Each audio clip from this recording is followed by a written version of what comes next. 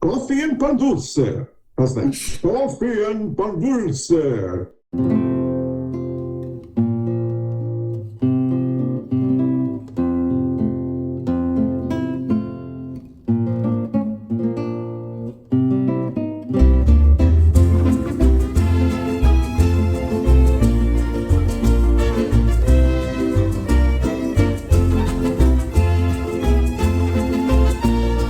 Barb Bacon, and I'm a community advocate here in South Charlotte.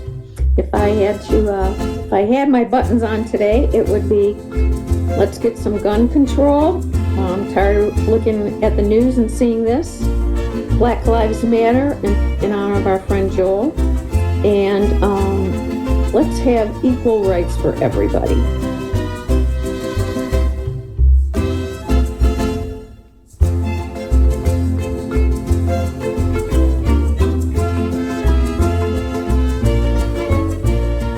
This is Jenny James Gunn. I am a community advocate here in Charlotte, North Carolina for LGBT women's rights with the National Organization for Women, gun sense laws with Moms and Men Action, and anything that extends equity to all. Thank you.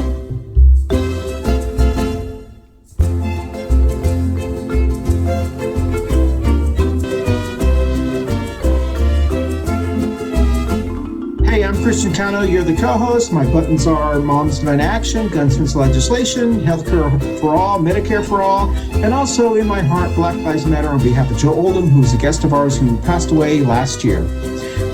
That's it.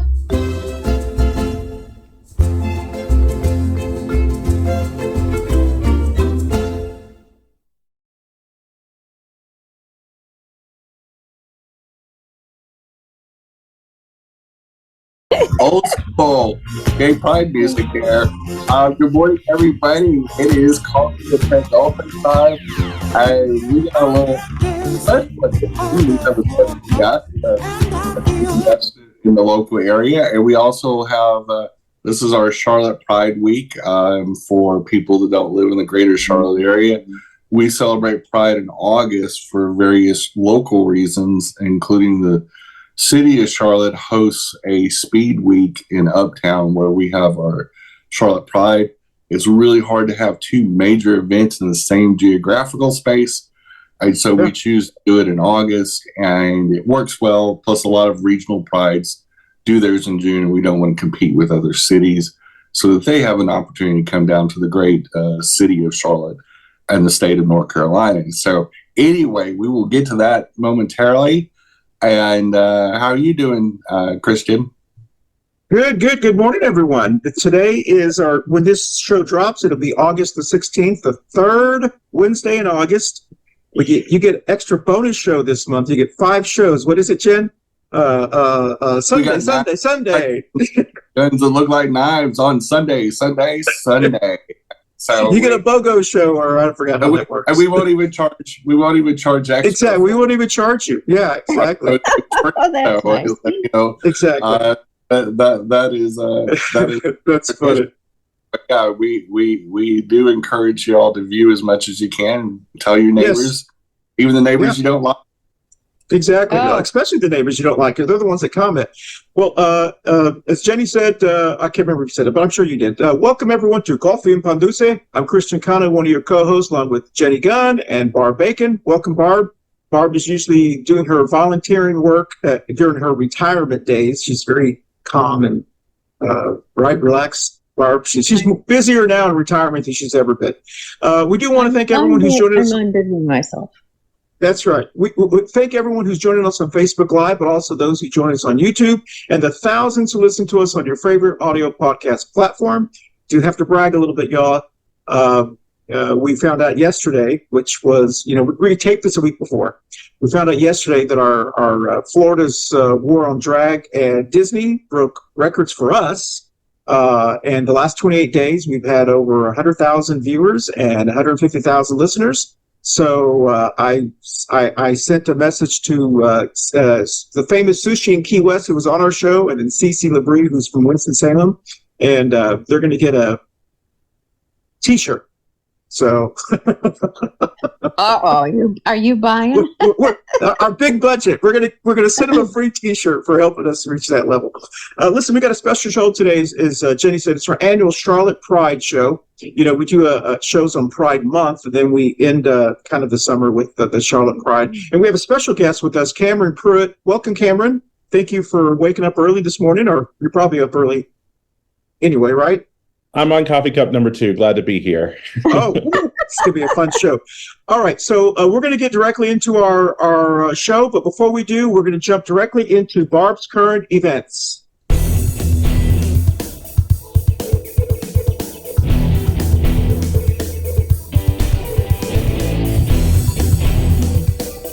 And this is Barb's current events.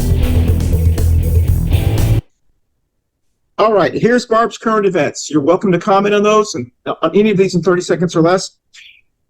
Jenny, I'm sorry, I had to steal this from her. We taped her show before this, so watch her show. She talks in depth about this one. Ohio. Wow. Yes. Anybody who's watching this, it'll be a week old, but Ohio really came through.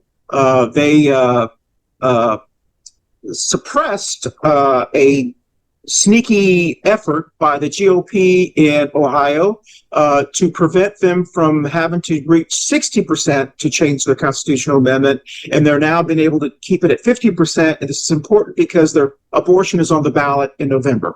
So that's the first thing. The second one is a survey actually has come out, and it turns out that people who work at home are actually more productive. So there's a lot of confusion in the corporate world why people like Elon Musk and some other big like billionaires are saying that they want all their people back at work because they want them to face, when actually they're more productive. They're more productive being able to work where they feel. Anyway, that's a survey. Last one. This really irked me, and I'm trying to be polite here. By the time you see this, it'll be a week old, but it is expected in the Atlanta, in Georgia, that Trump could get his 4th indictment. I believe that's correct. And so because that might be expected, Trump has been spreading these rumors on Truth Social and on his campaign, whatever, that the district attorney who is doing this, she's a young African-American woman, that she is a racist. He's used that before.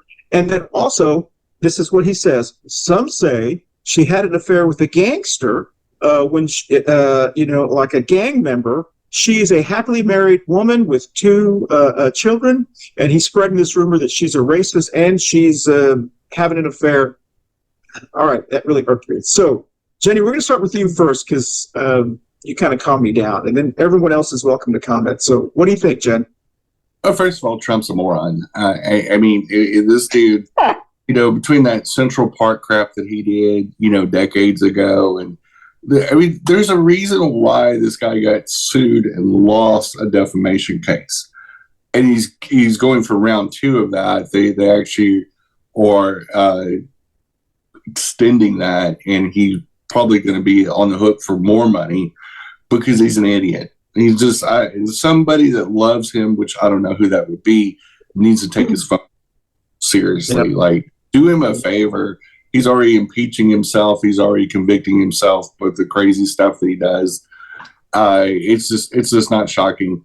Ohio, just like Kansas and many other states that have done statewide referendums, either alluding to a abortion vote or a straight up abortion vote, abortion and reproductive access is won every time. And you're seeing a trend of Generation Z getting heavily involved in this. In fact, college campuses were voting occurred yesterday. Voting 98% of Ohio campuses voted. Wow. 98% of the people that live there on the campus voted.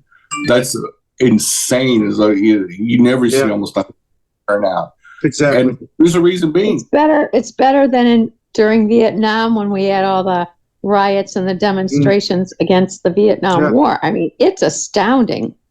Well, it's the same parallel because when you're talking about Vietnam and abortion, you're talking about things that directly affected young people of that time.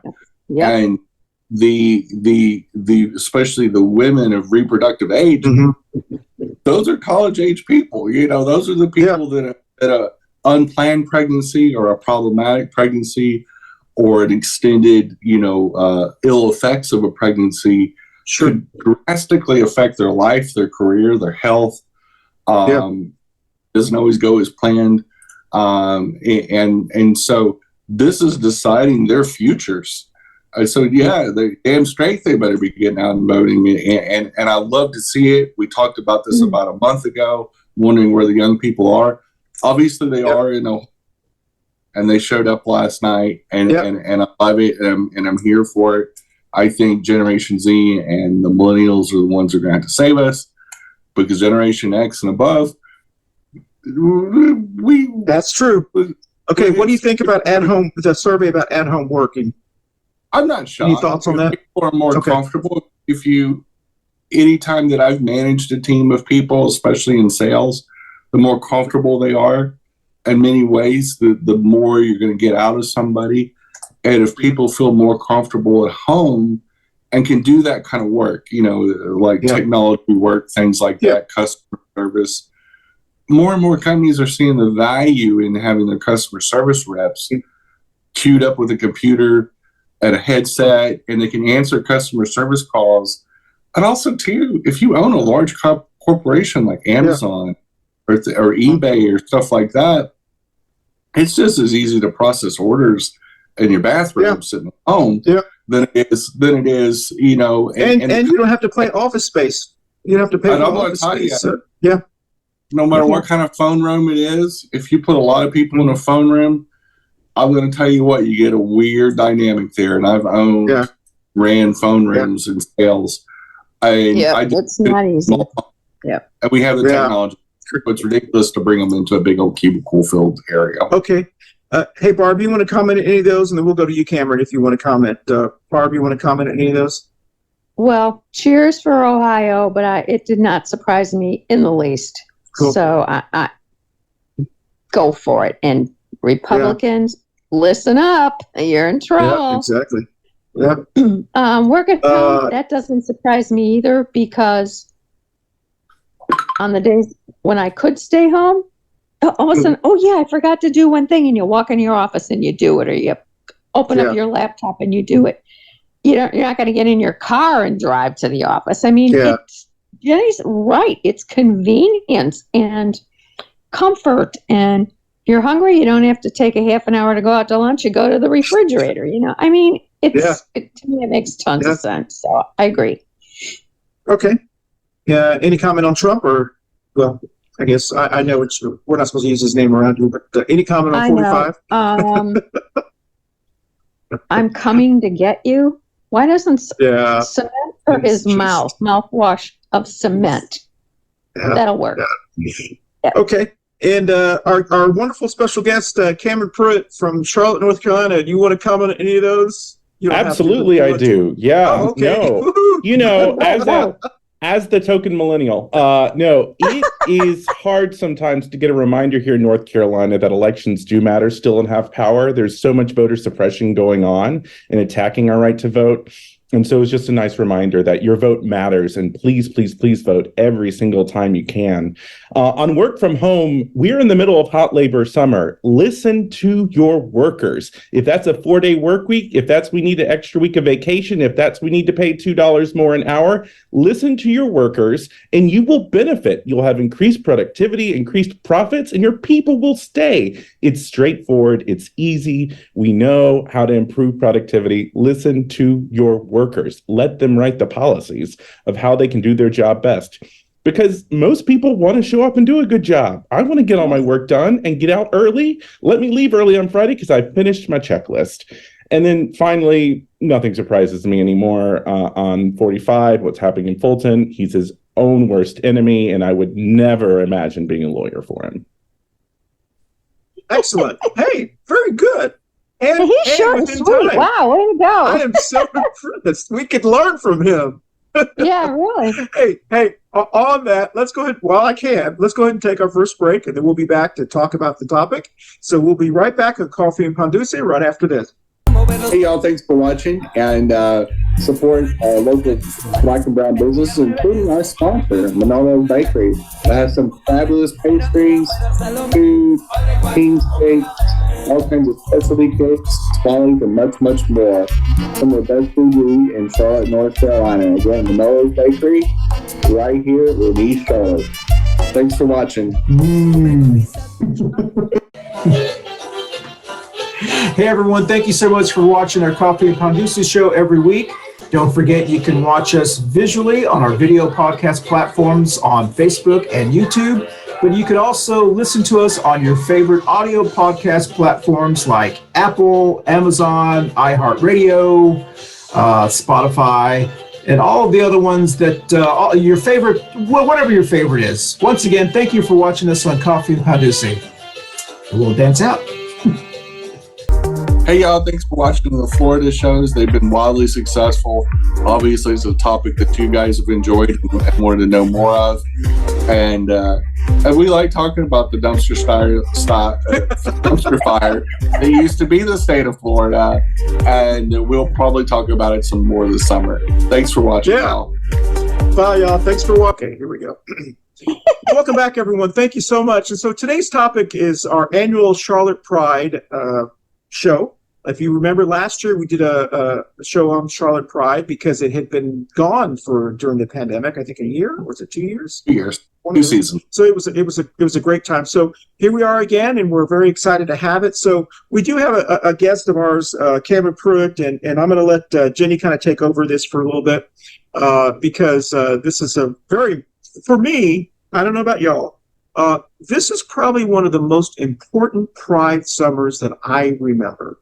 With all the attacks on the LGBT community, the trans community, the pedophile, the groomers, all of this rhetoric coming out, this is, to me, it was a very, very important summer to celebrate Pride. So anyway, Jenny, go ahead and take over this and talk to us about Charlotte Pride, and let's bring Cameron into the conversation.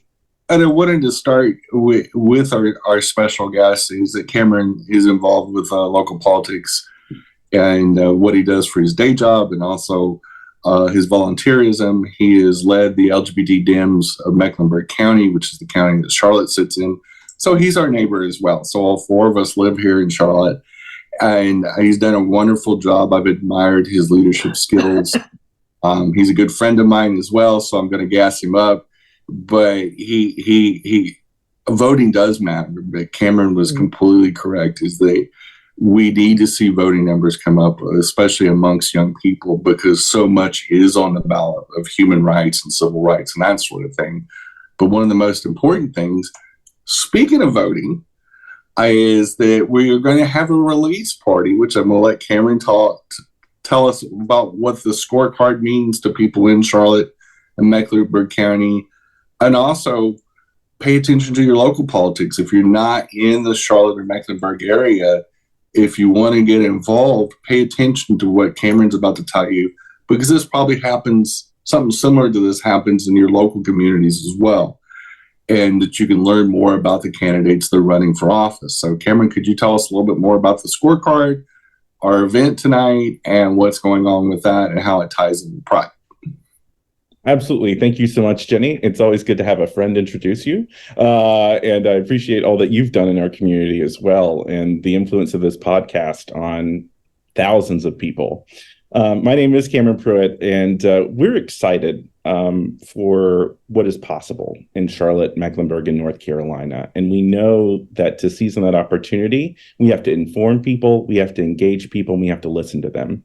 So last year, we started a scorecard process where we take questionnaires from Democrats, because not all Democrats are created equal, and want to make sure that we're supporting pro-LGBTQ progressive voices to move our communities forward for housing, transportation, inclusion, safety, economic empowerment, and beyond.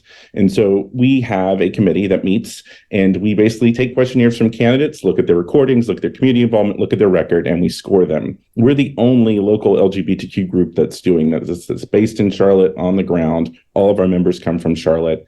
And so we want to make sure that we're pushing the city in the right direction. A lot of times in our big blue cities, we can get complacent that someone has a D next to their name. That's who I should be voting for. And that's just not the case, especially for LGBTQ people right now. Our trans community, especially our Black and brown trans community, is under physical and legislative attack. And so we have to make sure that we are electing leaders who aren't tepid, who aren't just a quiet yes vote, but who are co-conspirators and allies in justice and liberation. And so tonight at 6:30 p.m. on Wednesday, August 16th, if you're listening to this on the day of the release, we will be meeting at Caldwell Presbyterian Church's Community Hall in Charlotte. And we got questionnaires from over 15 candidates. There's a lot of interest in our support because we show up, we do the work, and we are ever present. LGBTQ people are everywhere, right? We're in every zip code, and every job, and every workplace, and every church. We're everywhere. And so our vote will be everywhere. And so I'm really excited about the impact of what this will do for our community and how we can make sure that our party is not just complacent, expecting our vote for nothing in return. And I was part of the process. So I'm on the scorecard team, and I was on it last year for the city elections as well. And the one thing that I found interesting with this year's survey is that they had one question about LGBT allyship and support. Another four were about progressive issues that were Mecklenburg County and City of Charlotte centered. Specifically City of Charlotte, because these are for the City of Charlotte City Council and Mayor's office. And I think what gets lost in the Democratic Party is the value of looking at issues through a progressive lens. And that's one of my concerns is, are we making progress? Are we moving forward? Are we taking care of our people? Yeah, and because we have an obligation as public servants and advocates to make sure that wages, higher paying jobs are being created, employers are paying more, that people are getting the equity and the pathways of equity and excellence deal. And so, is there any things on the ballot or that the city council is talking about right now that would improve Charlottinians' lives? Is there anything that we should be aware of that maybe isn't being talked about? Absolutely, right. And if you want to actually see the questions we asked, you can go to cltisready.org, and you can see the questions that we're asking. And once we release our scores later today, you can actually see those two up there. But you're right that there are voices in the city that aren't heard. A lot of times our city workers and our city unions, our bus drivers are feeling unsafe and underpaid. We also can be doing way more with affordable housing. Just because we were doing 0% and now we're doing 5%, that's, even someone might say that's an increase of 500%. That's still not enough, right? People every single day are being kicked out of their homes. They can't afford their rent. They're being evicted. And these are working class people who are working full-time jobs, backbreaking jobs, hard jobs, service jobs that we need and once called essential. And they can't afford to live in the city they work. They can't afford to teach in the city that they work and also live in or raise a family. And so our city council needs to do far more when it comes to affordable housing. Our next bond needs to be at least double what it was last time. We need to look at inclusive zoning to allow for duplexes and triplexes, to allow for affordable multi-different types of housing wherever you live in this city. And we need to do that responsibly, right? And so there's so much that our city needs to be doing and paying more of. We have a $3 billion budget. We can find ways to direct that budget, not just to the big shiny stadiums and tennis complexes and whatever else, but to housing too. We need to get tourism dollars, sure, but we need people to be able to stay and live first. Yeah, and you see this in other countries too. Is this lack of affordable housing, this race to appeal to the glamorous, the wealthy, the prestige projects like football stadiums and workout centers and all that. And we forget the people that work at these stadiums can't afford to live in the same town with the stadiums because because of these prestige products, and you know, as we raise the bar economically, we also have got to raise people's wages to keep up with it, or the people that we depend on the most are going to go away. And we have to be smarter than we are. And I think there's a lot of things that haven't been put on the table. I think that there needs to be discussions, and with the immense amount of wealth that's in the city, I think we need to see things, you know, like Social Security for all, and we need to see a distribution of different community funds to basically offset low wages and do personal grants to, you know, low socioeconomic people. And we need to see scalable, affordable housing. There's a lot of things that we're missing that affect the LGBT community. And one of the reasons I think it's so important to talk about it during Pride Week is homelessness amongst LGBT youth is the highest of any demographic. That 30% of homeless teens are LGBT kids.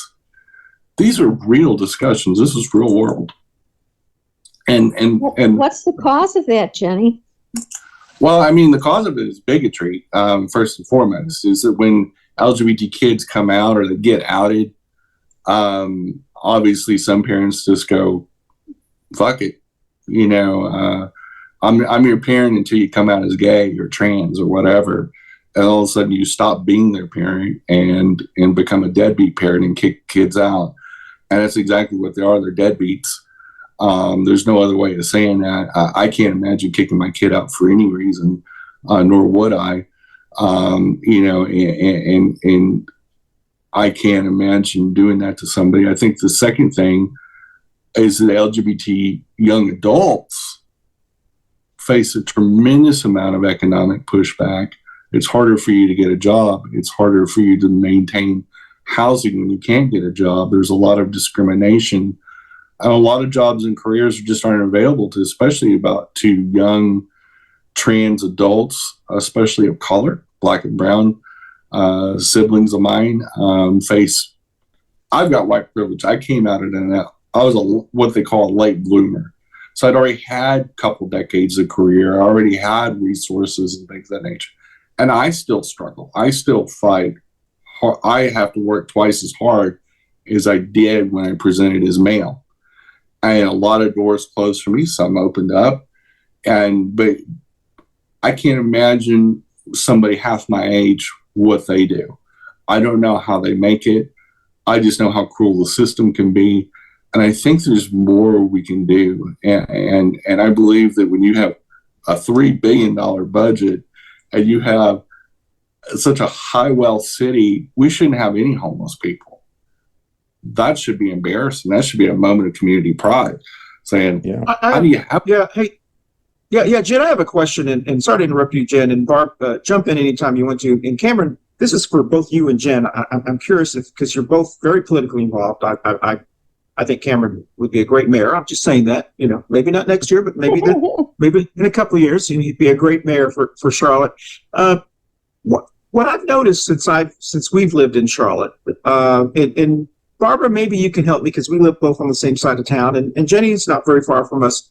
The affordable housing conversation has been going on in Charlotte for 40 years.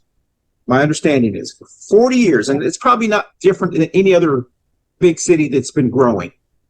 And it seems like on our side of town, on South Charlotte, the term affordable housing has this almost a stigma.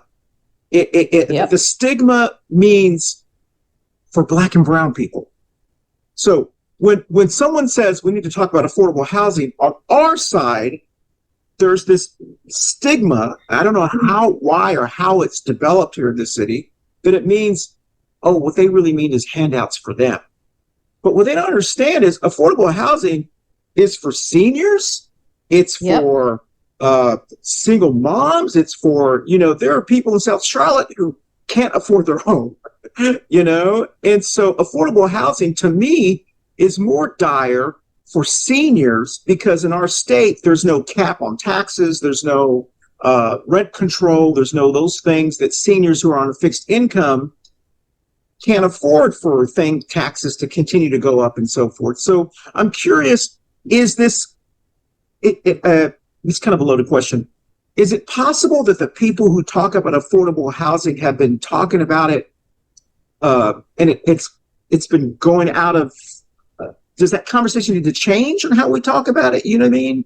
I don't know how to say that, but every time I hear about affordable housing, I don't necessarily always hear affordable housing being talked about for like seniors in South Charlotte. You understand what I'm saying? So I don't know. So Cameron, solve this problem.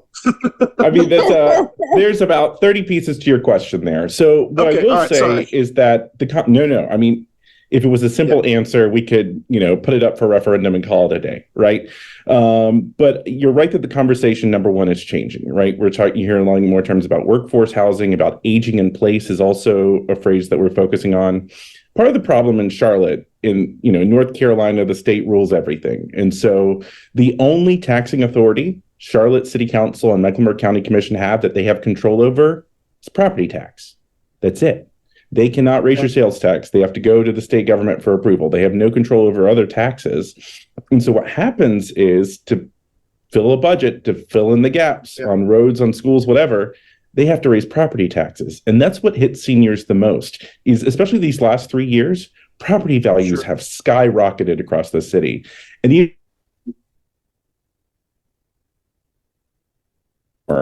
in property taxes year over year. And so that's the dilemma of your local government, is that I can raise property tax to either build more housing, secure more housing, but when I raise that property tax, I start pricing people. And so they do certain relief programs that you have to apply, and now that whole system is messed up too. And so that's part of the conversation about aging in place. The other thing I will just say, as far as municipal elections, I have to plug. Every time you elect a city council person, a school board member, a county commissioner, you're also electing someone who's likely going to run for that next step someday. So if you want a better General Assembly, make sure you're voting for the right people for city council. Make sure you're voting for the right people for mayor. If you want a better Congress, make sure you're voting in these local elections, because that's where people get started. Jeff Jackson didn't run for U.S. Congress immediately, right? He was in the legislature first, right? And so you want to make sure that you're paying attention at these local level, because even if someone doesn't have the authority today to change zoning or increase funding, they could tomorrow. And so make sure that even if it's not in my scope, which some things city council literally cannot do, make sure you know where they stand so that when they move up tomorrow, they will. Excellent. Cameron, I attend Ed Driggs' Friday Zoom calls. Yeah. And that might be something that you want to get tapped into. Ed fights for affordable housing, but you're right. I don't know how he thinks about it, but all we hear about on those calls are, oh, well, this had to be delayed, this got postponed, we ran out of money. That's the first thing that gets cut. And I think of affordable housing the way Christian just talked about. I have people on my street at the other end of the street, and that's the way people here talk about. That's the other end of the street, where we have apartment complexes and condominiums down there, and it's very, very mixed. I think it's great. They don't. So, and you're right, Raleigh rules, but we have what I call some unfriendly county commissioners that when they saw those new property tax assessments, they were ready to bill us. And I'm like, I can't keep affording thousands of dollars more when it's artificially inflated from all these, when you're in a housing boom. And I've got realtor friends and they're like, oh my God, it's like a frenzy for people to bid on houses, and the prices go up and it's artificial. So at least people like Ed Driggs and a lot of the city council people fought against keeping this increase revenue neutral. It ain't going to happen the next time. So I just thought I'd throw that in there. But if any of you guys are interested in Ed's Friday morning Zooms, he is on time. He starts at 8, he ends at 9. He's always informative. If he doesn't have anything that he thinks is critical, especially in the summer when they're off. He has maybe 1 or 2 a month, but it's every Friday. It's very interesting, and it's a way to get connected to other people. So I just thought I'd throw that out there. Well, I'm going to interrupt everyone so that way we can go ahead and take our second break because we do value Cameron's time. We want to be on time or early, ending this one. So we're going to go ahead and take our second break on Coffee Pan Dulce right after this. Hey y'all, we have Pride Week going on. We have special events, including tonight. We have the Caldwell Presbyterian Church. We have the LGBT Dems of Mecklenburg County. We have an event. And we also have Charlotte Pride coming up this weekend. So look these things up, and cltisready.org is the seat for tonight's event, which is Wednesday night, I believe at 6:30. And hope to see some of y'all out there for both events. Bye, y'all. Pride. Happy Pride. Hey, I'm Christian Cano. I wanted to thank you so much for watching our Coffee Pan Dulce shows. I also want to thank you so much for watching us on our video podcast, which is on Facebook and YouTube, but also for listening to us on our audio podcast shows on your favorite audio podcast platform like Apple, Spotify, Google, Amazon, Deezer, Podcast Addict, Podcast Chaser, and many more. Once again, thanks for watching us and listening to us on Coffee Pan Dulce. Bye, y'all. I want to wish everybody, our fellow queer neighbors and our allies, a happy Pride Month.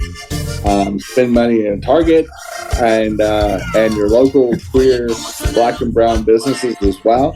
But happy Pride. Thanks for watching this show, and be safe out there. Happy Pride. Happy Pride, Dave. Well, welcome back, everyone, and this has been a great conversation. And I got a question for you, Cameron. And I don't expect you to have all the answers on this one. We just happen to have you, and so I'm going to take advantage of this opportunity. And Jenny's going to knock me out when she sees me next.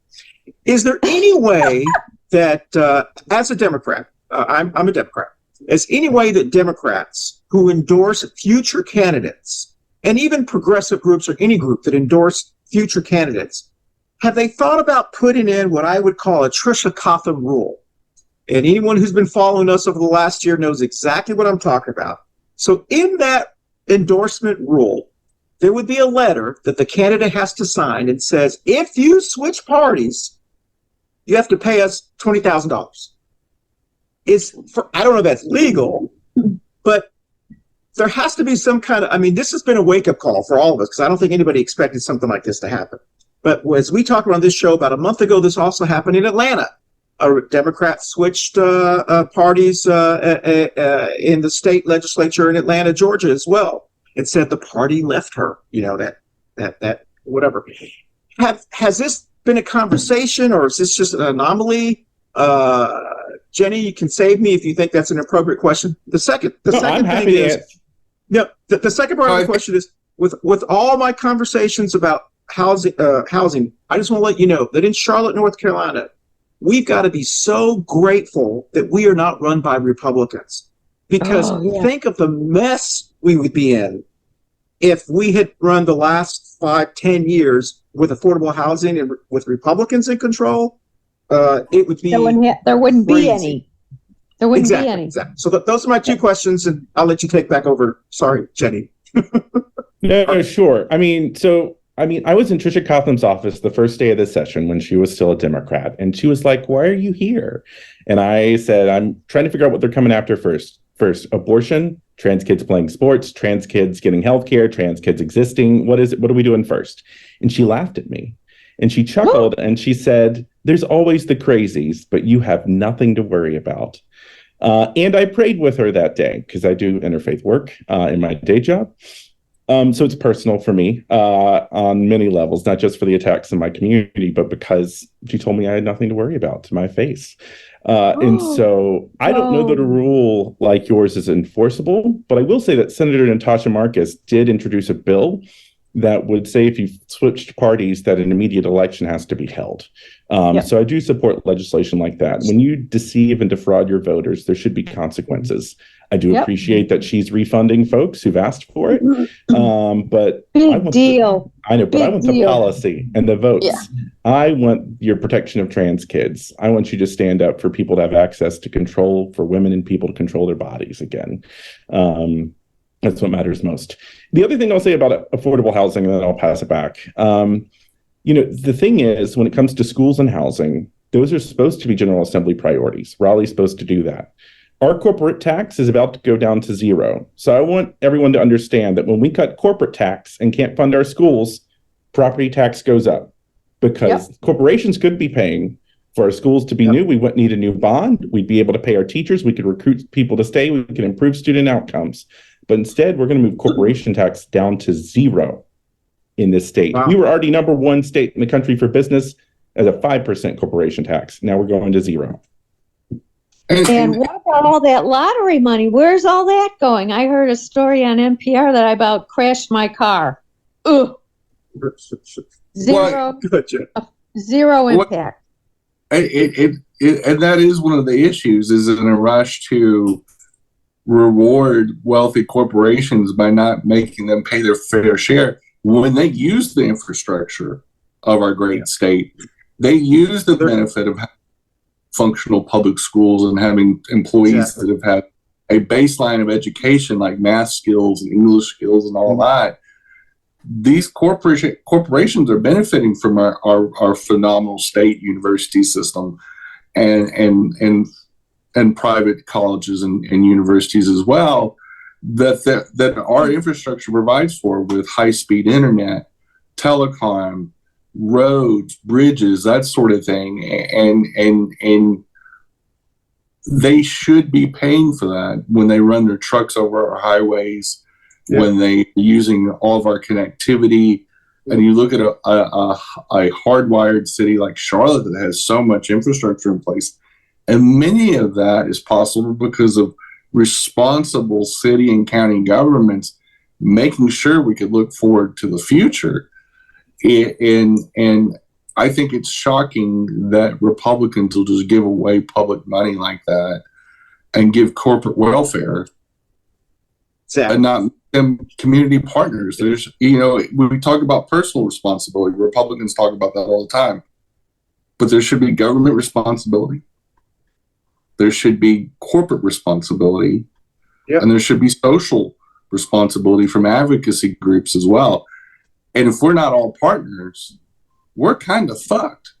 And there's no other way of saying that, is that when we put all the onus on, say, local property owners, individual owners, that's why you see people moving out and maybe moving the county over and leaving their home they may have lived in for 20, 30, 40 years, because the value in Mecklenburg County just isn't there anymore for certain segments, young people and typically fixed income retired folks that aren't getting any pay raises. They can't stay in place because Amazon in the center and not pay tax. Exactly. And Jenny, what you said, and I think this is very important for us to remind our viewers and listeners, especially, you don't actually have to be a homeowner to be concerned about property taxes. As a matter of fact, that's, for many of us, you can write that off if you're creative and all kinds of things you can do from a tax purposes. It's the renter that gets hit the most, because the owner just passes that property tax off in higher rent. So just because you're not a property owner doesn't mean you're not impacted by these property taxes, is because you're going to get hit. That's just going to be passed along to you. And rent is extremely high in Charlotte, North Carolina. And so property tax does impact you. So if you think, oh, it's just rich people like Barb are worried about it or things like that. No, it's not. It impacts everyone. And so that's really kind of important. Another thing I just wanted to quickly talk about, Jenny, you talked about the corporations, and both of y'all talk about the corporations paying zero in taxes. Ever since that Citizens United ruling, one of the things that I think that we have failed at in messaging and reminding people, and maybe we will down the road, is the whole argument, the Republicans' argument was corporations are people too. Because they pay taxes like people, they should have a voice like people. And the Supreme Court says, yes, they are like people too. That was the whole argument. Somehow after that happened, we stopped forgetting they wanted to be people too, so they need to pay their fair share of taxes. Somehow we've kept them as corporations, as job-producing people, and they're not people. We got to remind people, no, their whole argument was they are people too because they pay taxes. And so that argument has gotten lost in Citizens United. I haven't heard anyone talking about that was their whole argument. I don't know if you guys remember that. But the whole argument was corporations are people too because they pay taxes. They should have a right. That's the church's argument. The church's argument is we should have a right to be in politics, but they don't pay taxes. And so the argument should be if you want to be involved in politics, you got to pay taxes. That's just my little 2 cents. So we're going to take our last break. If you like what you're hearing from Jenny, she does have a show that comes on 30 minutes after this. It's called Two Queers in Her Truck. We recorded before this one. It's a great, 6 great topics. One really funny one about Alabama. I didn't know about this fight that happened in the water. So you got to listen to that one. And then she ends with an interesting one about the Mormon person, whatever. So we'll be right back on Coffee and Pan Dulce right after this. Up next is Two Queers in a Truck with Jenny and Christian. And hope you guys tune in. We'll see you in about 15 to 20 minutes. Thank you. Bye. Hey everyone, we just want to wish you a happy Pride. June is International Pride Month and we're celebrating it all month long. Also, we do want to thank those who watch us on Facebook and YouTube and the people who now listen to us on your favorite audio podcast platform. We want to thank you. Don't forget that our summer schedule is out, so we have our topics that we'll be covering in July and also in August. And just want to say happy Pride. I'll dance out. Happy Pride, everyone.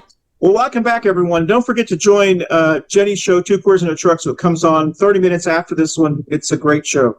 Okay, so I know I said I wouldn't talk about this, but I just can't do it. I can't go a week without talking about DeSantis. So we're going to talk about it. We're going to jump directly. We're going to jump directly into our Pendejo Chronicle.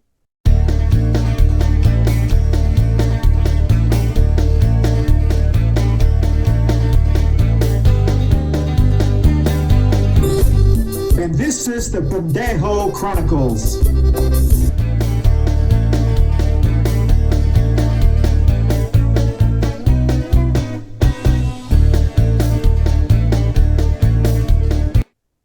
All right, our Pendejo Chronicles of the week is DeSantis.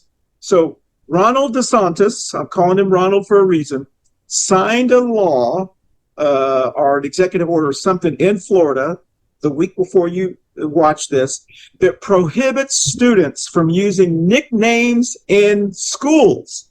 You can't use your nickname in school unless you get your parental consent. Your parents have to sign a form that says, Jenny can now be called Jen in school.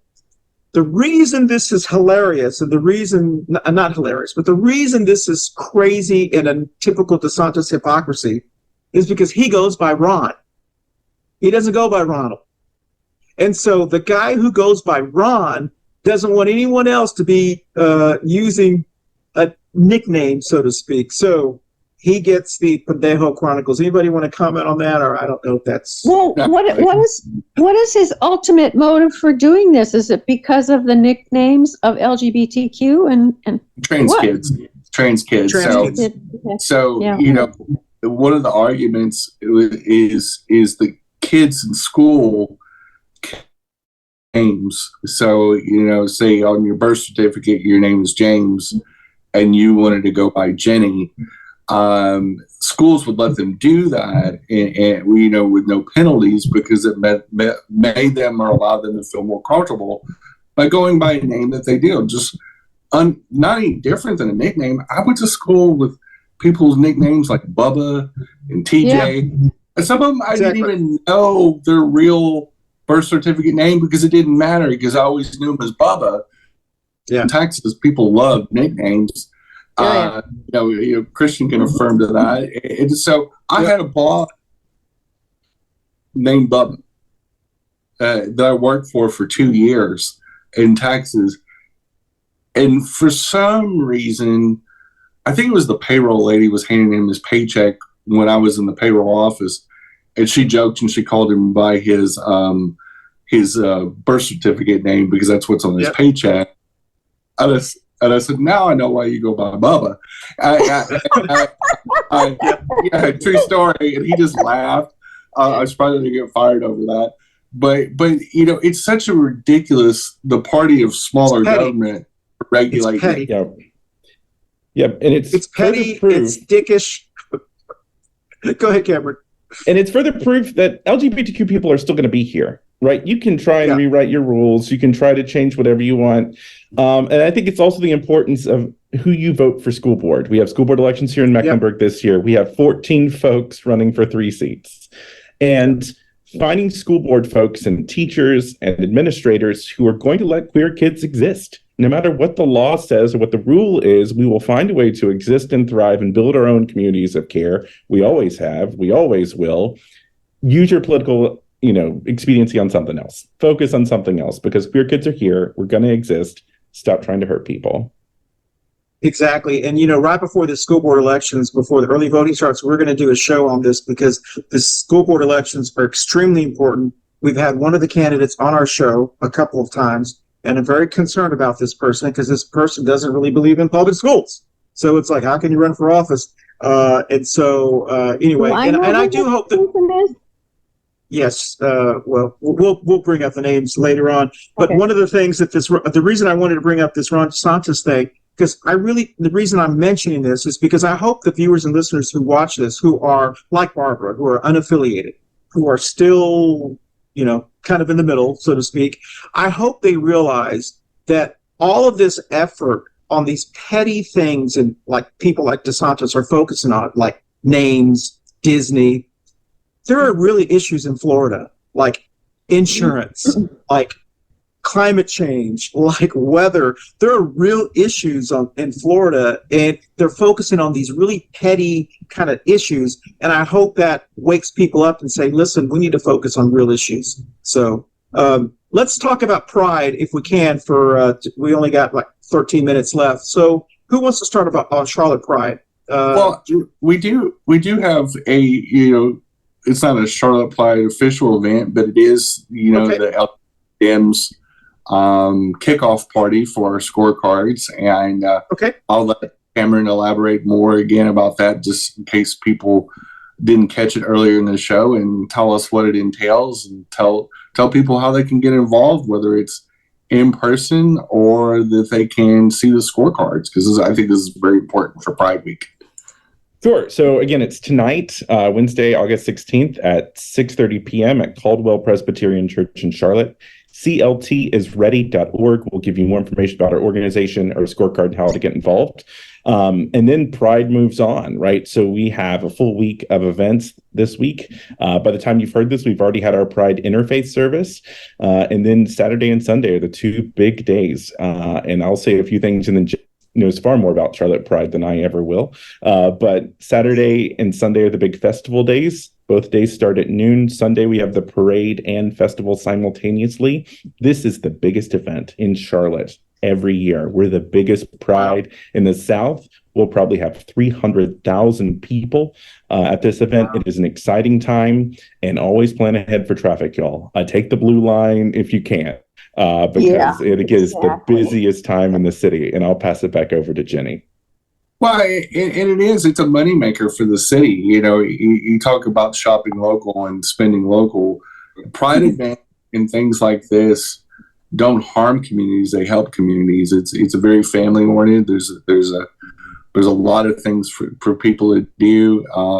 The more wilder parties are the private parties and the celebrations and things of that nature. But honestly, Pride events are more like fairs or carnivals. There's tons of booths. There's churches out there, and they're not protesting. They're supporting the community. I know that your day job involves a faith-based or an interfaith-based organization, which you could tell us about as well. And I think there's a misnomer that Christianity and the LGBT community cannot coexist. And there's many local affirming churches and faith-based organizations that get a booth every year at Charlotte Pride that affirm us. I mean, the event tonight's at Caldwell Presbyterian. So you can't, the fact that they open up our doors and allow us to have that event there, knowing that we're an LGBT organization first and foremost, is very important. But I think what's even more important, that you have these accesses of opportunity that, the Pride events are great. They're the glamour events. And there's nothing better than a good Pride. But how we keep our prides is voting. How we ensure that we have a Pride in 2024 and beyond is making sure that we vote in these local elections, because someday that might be our governor up there. It may be our pathway to having more influence in Raleigh, our state capital, is that we got to make sure the electors of today that are local, when they go run for those higher offices, just like a Jeff Jackson did, for example, is that we have to have some influence. We have to have these conversations. And the LGBT community, we have to be responsible too. This is part of personal responsibility. Well, actually, yeah. Is donating to political organizations like the LGBT Dems. We have to show up to events. We have to get involved. We have to sit on scorecard committees. We have to door knock. Those little things go a long way. And so you need to go find people like Cameron and say, how can I get involved? Because I can tell you, being involved with Charlotte Pride is a volunteer-led organization with very few permanent staff, very little paid staff. In fact, they run that whole organization with 2 paid staff and 2 interns. And they do a community event that's going to have almost 300,000 plus showing up this weekend saying, hey, we're here, we're queer. And if you can fathom that, compare that to like an NASCAR event that may have 200,000 or 300,000 people come as well, but they've got a huge staff and a big old corporate office. Yeah, they got huge corporate office, and I can tell you, as somebody that's run big events in other cities, I don't know how Charlotte Pride does it, but they put on some magic fairy dust and it happens every year. Yeah. But I wanted to talk to you a little bit about what you do during the day and the importance of that and what Charlotte Pride means to you. Sure, absolutely. Actually, so I'm the director of intersectional initiatives here at the Freedom Center for Social Justice. Our sweet spot is at the center of racial justice, LGBTQ rights, and faith work. And so we work at those intersections. I'm excited you talked about voting and Pride, because at this year's Pride, we will have giant Vote with Pride posters all up and down the festival route with a QR code. Voter ID is required in this year's North Carolina election, so we're partnering with Democracy NC. So you'll be able to look up what is acceptable voter ID. You can look up where you need to vote and register or update if you need to. Those will be all up and down the festival area, including at the main stage and the community stage. There will also this year be advocacy activations, as Charlotte Pride is calling them. We will have speakers on each of the stages talking about the importance of getting involved, speaking out, voting, protesting, supporting your local community. And I'm excited that the Freedom Center is taking a leading role in promoting that this year in a nonpartisan way. Just making sure that our LGBTQ folks and our allies know the importance of getting out the vote in every election. Pride is a magical time, like you said, because it is a way for us to come together to celebrate so much of what has been targeted against us in the last year's attempts to erase us, to depress us, to leave us back in the closet or hide us away. And Pride is a way for us to come together. We have youth and family zones, we have churches, we have food, we have vendors, we have everyone coming together to celebrate inclusion, to celebrate our differences, and that in those differences, we can still be united and come together. Charlotte is a beautiful, beautiful city. I live on the east side of Charlotte, the most diverse part of the city, and I just love seeing that reflected in these large events in ways that we don't always see, especially in that uptown bubble. Wow. Good job, Cameron. You're a good guest. None of the other guests were bad. I'm just saying he's timely. Coffee is magic. Exactly. Well, listen, this has been a really good show, and if anybody needs a pride flag, I ordered 50, I think, so I will be at Charlotte Pride. Jenny and I will be at Charlotte Pride. Where will you guys be Sunday? My niece is coming to town, and we want to come. Well, we'll get a hold of you off camera, and we'll Okay. we'll get you. Jenny and I are we like Pride, so it's wonderful. and quite honestly, the biggest challenge for me every year for Pride is who I'm going to march with. That is really, if I could figure out how to march with two groups, like one in the front and then run back and one in the back, I'd do it. But I can't do it. So we'll see who I march with. Last year, I think we did Moms Demand Action. Is that right, Jen? Yeah. Yeah. So I mean, we're a big supporter of Moms Demand Action, mainly for instance laws, but also safety. They've developed many programs to increase safety and safety access, like trigger locks and gun safes, and promoting Be Smart. They have a Be Smart program. As a family that was also, I have a lot of military in my family, including my dad that served in Vietnam as a retired disabled vet. I grew up in gun culture, and there's a right way and a wrong way to handle a gun, and promoting safety is one of the biggest things that Moms Demand Action do. If you're going to own a gun, like any tool, you should be able to clean your tool properly, fix a tool, repair a tool, and also respect a tool, whether it's a set of butcher knives, whether it's a lawnmower or a firearm. Is that I don't think there's anything wrong with owning a firearm, but you need to be an adult and you need to be respectful of the power of a firearm, because it is a dangerous tool, and in the wrong hands, in the uneducated hands. And so, it's a near and dear, and gun violence affects us all. It doesn't choose who it targets. It just typically targets a lot of different people. Well, at least they approved continuing the ban on ghost guns. At least the Supreme Court did that. Thank God. Jenny talks about that on her show. So thank you for that plug, Barb. That's the thing. My cousin has one, and we're like, what? He has kids. Little kids.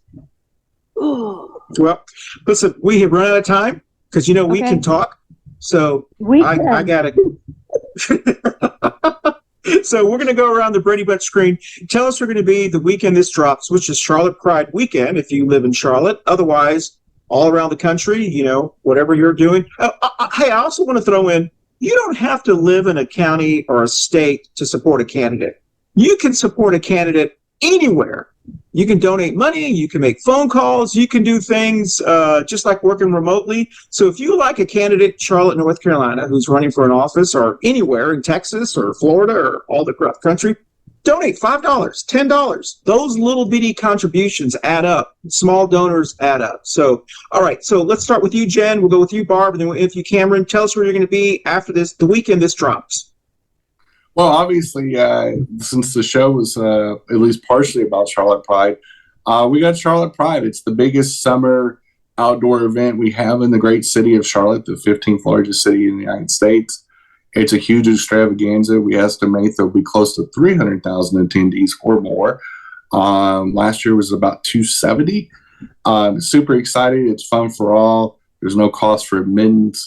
There's a lot of free entertainment, a lot of information, and come meet different people in our city. A lot of the booths have nothing to do with the LGBT community, but are supporting the LGBT community, but also community advocates, churches. If you don't have a church home and you want to find a faith-based church home, there's an opportunity to know that they're a good partner with us. There's a lot of organizations and a lot of corporations that support us, support the people that support the right thing. And it's a great way to meet people like Cameron and ourselves, and come out and see us. Yep. I am going to be getting ready for my niece to come for a week. So we try to do this every year as she gets older, and she loves Charlotte though, so she's very excited. And I did not tell her that it was Pride this weekend, so she'll be. But a big social event, she'll be ready to come. So I'm happy. All right, and Cameron. You can find me at the orange tent in front of the Harvey Gantt Center. The Freedom Center tent is bright orange. And if you're looking in the parade, look for the rainbow. So we have a giant earth globe, and the float is rainbow for the Freedom Center. So you can see us at the orange tent or the globe on the rainbow float. Okay. Excellent. Wonderful, wonderful, wonderful. And we want to thank everyone for joining us. Next week, we'll be talking about how important labor is to America's economy. I believe that's the show. I don't have my notes in front of me. So if it's not, whatever our show is next week. So we'll dance out. And so we want to thank everyone for joining us. We'll see you next week on Coffee and Pan Dulce. Coffee and Pan Dulce, right after this. Or after this. That's Sylvester, by the way, in case you're old school. Bye, y'all. Hey, y'all, thanks for watching Coffee and Pan Dulce, and happy Charlotte Pride. This is Pride Week here in Charlotte, North Carolina, and we'll see you next week. Bye, y'all. Hey, y'all, we have Pride Week going on. We have special events, including tonight. We have the Caldwell Presbyterian Church. We have the LGBT Dems of Mecklenburg County. We have an event. And we also have Charlotte Pride coming up this weekend. So look these things up, and cltisready.org is the seat for tonight's event, which is Wednesday night, I believe at 6:30. And hope to see some of y'all out there for both events. Bye, y'all. Pride. Happy Pride. Next up, thanks for watching Coffee and Pan Dulce. Next up is Two Queers and a Truck. Stay tuned.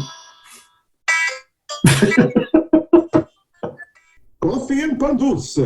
How's that? Coffee and Pan Dulce. Sounds You great. sounded like a telenova. I mean, I'm trying to. All I have to say is go. Yes. as a non-Spanish speaker.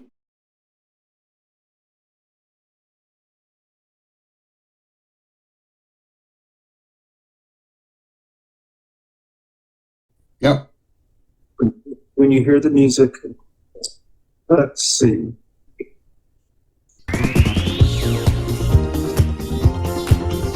All right. Good. Hey, we have music. That was very, very good, Cameron. I'm going to come back and I'm going to ask Cameron a question. It's kind of a loaded question about Trish Cotham. Barbara, I have been to Ed Drigg's Coffees. I really appreciate his perspective. He's a reasonable Republican I can work with. Yeah, he is. Unlike his friend on city council. Yeah, well, he's got maybe some heavy duty competition this election, huh? I'm excited. Let's hope so. Here we go. Okay, when we come back, I'm just going to, for like 30 seconds, talk about the pendejo, and then let's talk about Pride before we end. Is that okay, Jen? All right.